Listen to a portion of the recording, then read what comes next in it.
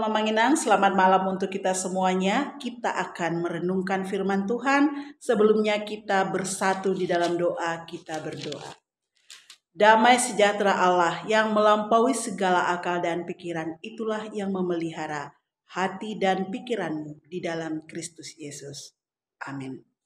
Firman Tuhan malam hari ini untuk kita renungkan diambil dari 2 Korintus 9 ayat yang ke-8. Saya baca untuk kita. Dan Allah sanggup melimpahkan segala kasih karunia kepada kamu, supaya kamu senantiasa berkecukupan di dalam segala sesuatu, dan malah berkelebihan di dalam pelbagai kebajikan. Demikian bunyi firman Tuhan. Tema untuk kita renungkan pada malam hari ini adalah budaya memberi. Budaya memberi adalah ajaran kekristenan yang wajib dihidupi oleh orang percaya. Firman Allah berulang kali menyerukan supaya orang Kristen hidup dengan memberi, dan Rasul Paulus memberikan petunjuk-petunjuk yang pantas untuk kita ikuti bagaimana cara memberi. Hal itu disampaikan oleh Rasul Paulus untuk menjelaskan bahwa yang utama bukan sekedar melakukan apa yang dikehendaki oleh Allah. Dalam hal ini, kalau kita melihat dari 2 Korintus 9 ayat 6 sampai ayat yang ke-15, pesan firman Tuhan untuk kita lakukan adalah memberi. Ya. Yang sebenarnya yang dikehendaki oleh Allah, kita tidak hanya sekedar memberi, tetapi bagaimana kita memenuhi firman-Nya didasarkan kepada penghayatan iman yang benar. Jadi tidak cukup hanya melakukan, tetapi kita diminta untuk menghayati iman kita secara benar. Petunjuk-petunjuk yang dimaksud oleh Rasul Paulus untuk memberi adalah yang pertama, memberi dengan murah hati. Di ayat yang kelima dijelaskan di sana ketika kita memberi supaya kita memberi dengan murah hati, bukan dengan paksaan. Amang Inang, banyak orang yang sudah memberi, namun memberi hanya karena ada maksud-maksud lain. Ya, misalnya dia mau mencalon jadi legislatif, tiba-tiba dia mau berbagi ke sana kemari. Dia memberi karena mengharapkan ada pertukaran yang mendatangkan keuntungan juga baginya. Di sisi lain ada orang memberi untuk mendapatkan status sosial, dikenal sebagai orang baik, sehingga ia memberi dengan motivasi pencitraan. Dua contoh itu sebenarnya lebih memberi secara terpaksa. Hal seperti itu tidak baik. Memberilah dengan murah hati. Jangan perhitungkan apa yang dapat kamu peroleh dari pemberianmu. Ciri-ciri orang yang memberi dengan murah hati, Amang Inang, adalah yang pertama, memberi sesuai dengan kemampuannya. Ajaran kekristenan tidak memaksa memberi ketika tidak memiliki. Sebaliknya kita memberi sesuai dengan kemampuan kita. Berilah 100.000 jika kemampuanmu 100.000. Berilah 1.000.000 jika kemampuanmu 1.000.000. Orang yang murah hati tidak akan menyembunyikan hartanya kepada mereka yang membutuhkan. Ia secara royal akan berbagi berkat Tuhan yang ia terima di dalam hidupnya.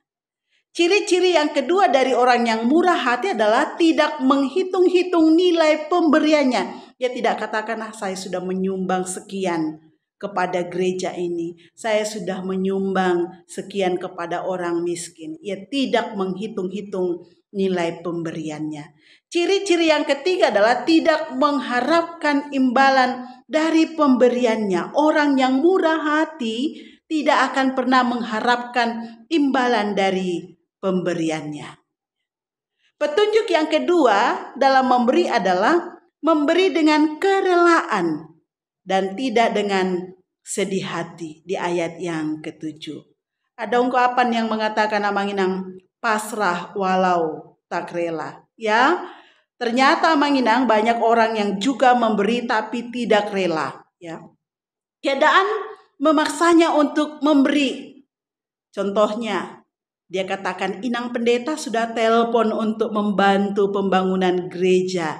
Ya mau tidak mau ya saya transferlah. Gak enak menolak hamba Tuhan.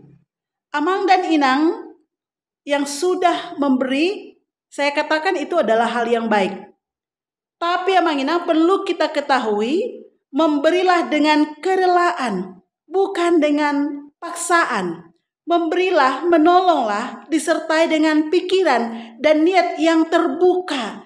Jangan sampai menyesal Amang Inang. Amang dan Inang memberikan sesuatu lalu menyesal. Apalagi Amang Inang jangan sampai bersedih hati. Kalau tadi saya tidak sumbang, tentunya nilai tabungan saya tidak berkurang. Ini saya sumbang jadi berkurang, sedih rasanya. Jangan sampai demikian.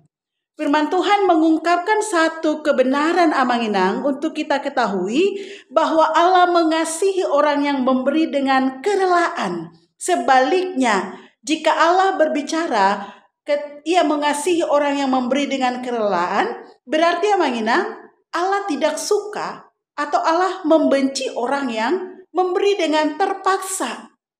Apalagi Amang Inang kepada yang tidak memberi, bagaimana pula jadinya ya. Tadi kalau kita memberi dengan terpaksa Allah membencinya, kepada yang tidak memberi bagaimana pula, tentunya ini menjadi perenungan bagi kita. Amang Inang banyak sekali alasan mengapa orang masih sulit untuk memberi. Walaupun sebenarnya diajarkan lebih baik memberi daripada menerima. Namun dalam dunia nyata masih banyak orang yang lebih suka menerima daripada memberi. Ya, ada beberapa alasan Amang Inang mengapa orang memiliki kendala untuk memberi. Yang pertama, menganggap bahwa yang ia miliki hanya untuk dirinya sendiri.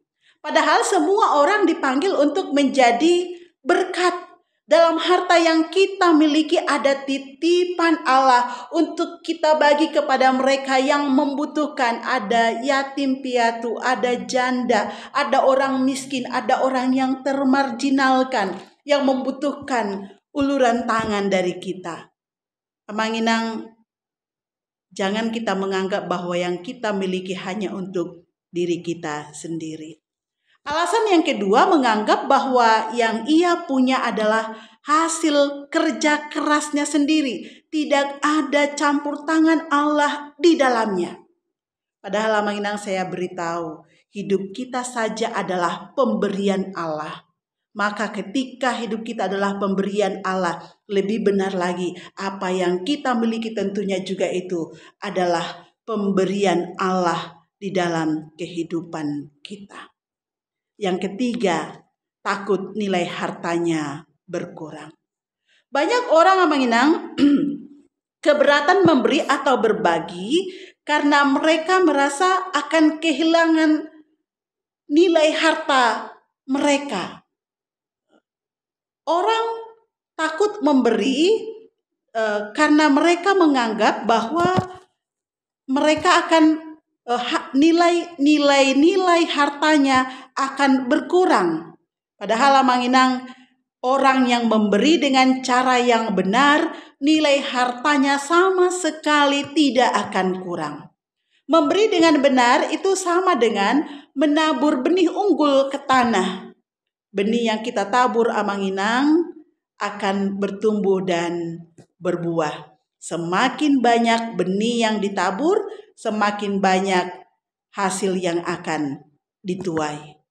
Ini sejajar dengan apa yang kita baca tadi, bahwa Allah sanggup melimpahkan segala kasih karunia kepada kamu supaya senantiasa berkecukupan di dalam segala sesuatu dan malah berkelebihan di dalam pelbagai kebajikan. Jadi jangan takut Amang Inang nilai hartanya berkurang ketika kita memberi kepada orang lain. Mari kita garis bawahi kata Allah sanggup di ayat yang ke-8 bagian daripada pembacaan firman Tuhan yang kita sudah dengar tadi. Kata Allah sanggup ini adalah pernyataan yang kuat tentang karakter Tuhan kepada kita, Amang Inang. Apapun Allah sanggup melakukannya. Menjadikan semesta saja Allah bisa. Tentu bukan perkara yang sulit baginya untuk memberkati kita yang sudah memenuhi firman-Nya. Amang Inang, Tuhan sudah memberkati kita, maka jadilah berkat bagi orang lain. Allah sudah membuat kita memiliki sumber daya, sudah membuat kita memiliki berbagai-bagai investasi dan berkat lainnya, maka kita juga harus membuat diri kita, Amang Inang, menjadi sumber berkat bagi banyak orang yang membutuhkan bantuan kita. Amang Inang, memberi itu sama dengan melempar ke atas ya. Apa yang kita lempar ke atas akan kembali ke bawah. Banyak hal yang bisa kita beri, Amang Inang. Kita bagi dalam hidup kita. Karena memberi bukan tentang hanya memberi materi tentunya, tapi memberi waktu kita, buah-buah pikiran kita, tenaga kita kepada mereka yang membutuhkan. Maka Amang Inang, memberilah dengan murah hati dan dengan rela hati, sebab Allah mengasihi orang yang memberi dengan sukacita. Amin. Yang berbahagia adalah kita yang mendengarkan firman Tuhan serta melakukan dalam kehidupan sehari-hari. Kita bersatu di dalam doa. Bapa, kami mengucap syukur untuk firman-Mu yang Engkau perdengarkan kepada kami, mengajarkan kami untuk hidup memberi berbagi kepada yang lain. Tuhan, tolonglah kami supaya kami tidak sekedar menjadi pelaku firman Tuhan, tapi kami mampu menghayati kebenaran firman Tuhan sehingga kami mampu menjadi pelaku-pelaku firman Tuhan yang benar. Malam hari ini kami akan beristirahat. Kami percayakan kehidupan kami hanya ke dalam tangan pengasihan Tuhan saja.